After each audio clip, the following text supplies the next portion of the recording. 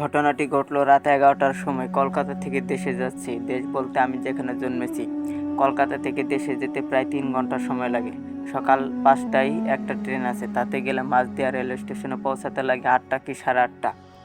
স্টেশনে নেমে আরও 5 ক্রোশ হাঁটতে হয়। খুব তাড়াতাড়ি হাঁটলেও তাতে সময় লাগে আরও 2 ঘন্টা। তারপর একটা ট্রেন আছে, সেটা ছাড়ে সকাল 9টায়, তারপর দুপুর 2টায়, তারপর সন্ধ্যা 6টায়। সন্ধ্যে 6টায় ট্রেনে গেলে রাত 9টায় পৌঁছতে পারা যায় মাঝদিয়া রেল স্টেশনে, কিন্তু তাতে গেলে বাড়ি পৌঁছাতে রাত 11টা বেজে যায় বলে সাধারণত সে ট্রেনে যায় না। তখন আমি কলকাতার একটা মেসে পড়াশোনা করি। প্রত্যেক শনিবার দিন দুপুর 2টায় ট্রেনে যাই, তাতে সুবিধে খুব।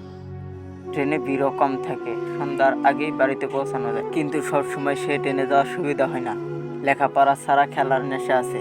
রবিবার দিনটায় দেশে না কাটিয়ে কলকাতায় বন্ধু বান্ধবদের সাথে কাটাতে ভালো লাগে। কোনো শনিবার বাড়িতে না গেলে বাবার চিঠি আসে, লেখেন, তুমি শনিবার দিন বাড়িতে আসো নাই কেন? আমরা পথের দিকে চেয়ে বসিয়াছিলাম, তোমার শরীর খারাপ হলো কিনা এই সেই ভাববে চিন্তায় আছি, পত্র পাঠ উত্তর দিবে, ইত্যাদি ইত্যাদি। আমি বাবার একটাই সন্তান, বাবার বয়স হয়েছে, আমাকে নিয়ে যত সব তার চিন্তা ভাবনার স্বপ্ন সবকিছুই। আমি বড় হব, আমি মানুষ হব, বংশের মুখ উজ্জ্বল করব। কিন্তু ততদিনে আমারও একটা নিজস্ব জগৎ গড়ে উঠেছে। দেশের চেয়ে কলকাতার আকর্ষণই আমার কাছে বেশি। আমার জন্য বাবা মোটা হাত খরচ পাঠান, সেই দিয়ে আমি ময়দানে ফুটবল খেলা দেখি, ক্রিকেট খেলা দেখি, আবার কখনো কখনো সিনেমা হলে ছবি দেখতে যাই। কলকাতার জীবন গ্রামের জীবনের মতো একঘেয়ে নয়। সেখানে চারিদিক এদো পানাপাড়া পুকুর আর কেবল ক্ষেত খামার আর বন জঙ্গল। আমাদের মতো যাদের অবস্থা ভালো নয়, তারা লেখাপড়া ছেড়ে দিয়ে কেবল বারোয়ারি তলায় বটগাছের ছায়ায় হরুমুদির দোকানের মাচায় বসে আড্ডা মারে, তাস খেলে। আর আমি গেলে তারা আমার কাছে কলকাতার গল্প শুনে। কারোর কোনো কাজ নেই, বাড়ির অবস্থা খারাপ বলে তারা কলকাতায় আসতে পারে না, সে পয়সা তাদের নেই। তাই আমাকে তারা একটু হিংসেও করে। আমার চালচলন, জামা প্যান্ট দেখে তারা অবাক হয়ে যায়। আমার জুতো, আমার চুল ছাঁটা, আমার সাবান মাখা দেখে তাদের তাক লেগে যায়। কারণ আমাদের গ্রাম এমন এক গ্রাম যেখানে শহরের কোনো সভ্যতা ঢুকবার সুযোগ পায়নি। আমাদের বাড়ির পাশেই থাকতেন নসু কাকা। আসল নাম বোধ হয় ছিল নৃসিংহ ভট্টাচার্য। বাবা তাকে নসু বলে ডাকতেন। তিনি গ্রামে গ্রামে যজমানদের বাড়িতে গিয়ে পুজো করে বেড়াতেন। বড় ভালো লোক ছিল। তিনি দেশে গেলেই আমার সঙ্গে দেখা করতে আসতেন। বলতেন, কীরকম লেখাপড়া হচ্ছে বাবা, ভালো তো? আমি তার পায়ে প্রণাম দিয়ে বলতাম, হ্যাঁ। তিনি বলতেন, হ্যাঁ, খুব মন দিয়ে লেখাপড়া করবে, এখন দিনকাল খুব খারাপ। আর কলকাতা শহরে যেরকম গাড়ি ঘোড়া বাস ট্রাক চলেছে শুনি, খুব সাবধানে চলাফেরা করবে। নসু কাকা আমাদের দেশে নামকরা পুরোহিত মশাই। তিনি না হলে কারোরই কোনো পূজা টুজা হতো না। কেউ হাতে খড়ি দেবে, তাতেও যেমন ডাক পড়তো, আবার তেমনি কারো বাড়ির ছেলে অন্নপ্রাশাদ হবে, তাতেও তাকেই চাই। তারপর আছে বারোয়ারি তলায় দুর্গা পূজা, কালী পূজা থেকে আরম্ভ করে 3 ক্রোশ দূরে জমিদার বাবুদের বাড়িতে উৎসব, যত বিয়ে ব্রত উদযাপন সবেতেই তার ডাক পড়ত।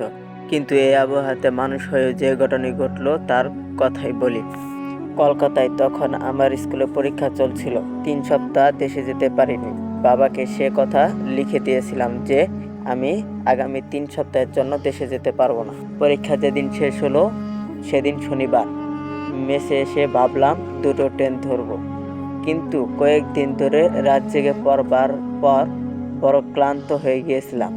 ঘড়িতে বেলা 12:30 বাজে। ভাবলাম আধ ঘন্টা ঘুমিয়ে নেওয়া যাক, কিন্তু যখন ঘুম ভাঙলো তখন দেখলাম দেয়াল ঘড়িতে বেলা 3:30 বাজে। আমার বন্ধু যে আমার পাশের বিছানায় শুতো, সেও দেখি অঘুরে ঘুমাচ্ছে। মনে হলো সর্বনাশ, 2টোর গাড়ি তো কখন ছেড়ে দিয়েছে।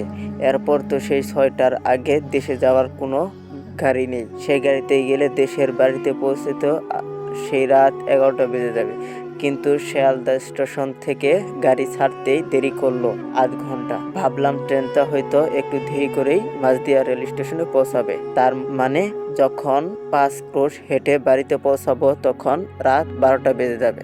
বাবা হয়তো বকাবকি শুরু করে দেবেন, বলবেন দুপুর 2টোর ট্রেনে আসতে পারলে না। কিন্তু না, ট্রেন ঠিক সময়েই মাঝদিয়া রেল স্টেশনে গিয়ে পৌঁছালো। আমি নিশ্চিত হয়ে গেলাম। এদিককার প্ল্যাটফর্ম ছেড়ে উল্টো দিকের প্ল্যাটফর্মে পৌঁছে টিকিট দেখিয়ে গেট পার হলাম। বেশি যাত্রী ছিল না ট্রেনে। গেটের বাইরে বাজার।